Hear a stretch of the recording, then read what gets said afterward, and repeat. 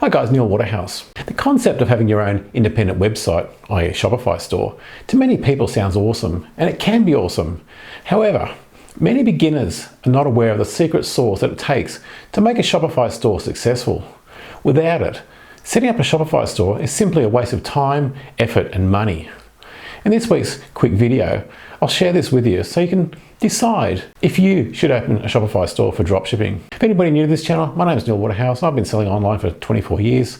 I'm the author of $1 Million eBay Business from Home and creator of Dropship Formula. So let's launch straight into it. Over and over, I hear the same story. I've opened up a Shopify store, but I've not sold anything.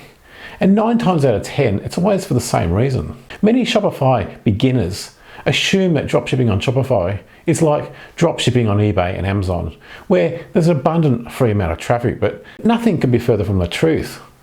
The reality is, eBay and Amazon spend millions of dollars each month bringing traffic to their marketplaces.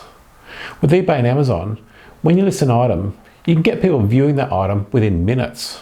Here's the problem with Shopify. Somebody's new Shopify store that has a URL like www.xyz.com is the needle in the haystack or the drop in the ocean in the massive World Wide Web of just under 1.4 billion other websites worldwide. And everybody who owns one of these 1.4 billion websites wants their website to be on page 1 of Google search results. The reality is, without some methodology to bring traffic to your website or Shopify store, almost certainly nobody will find it. Here's why. Let's say, for example, you're selling a toaster.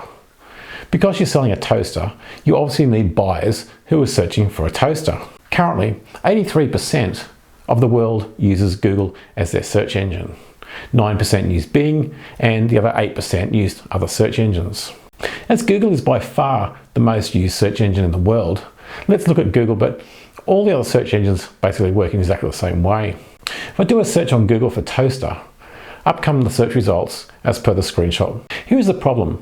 On Google, like most other search engines, only 6% of Google users go to page 2 of the Google search results.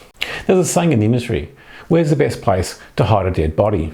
The answer is page 2 of Google's search results. Because there's only one page 1 of Google search results for each keyword phrase, everybody's fighting to get on it. As you can see from this screenshot, all the sellers on page 1 are some of the biggest appliance sellers in the country. And therefore, they normally have the biggest advertising budgets. This screenshot is from Australia, so these sellers are some of the biggest appliance sellers in Australia. And it's exactly the same story in most other countries. One of the many factors that Google looks at for ranking websites in Google search results is authority.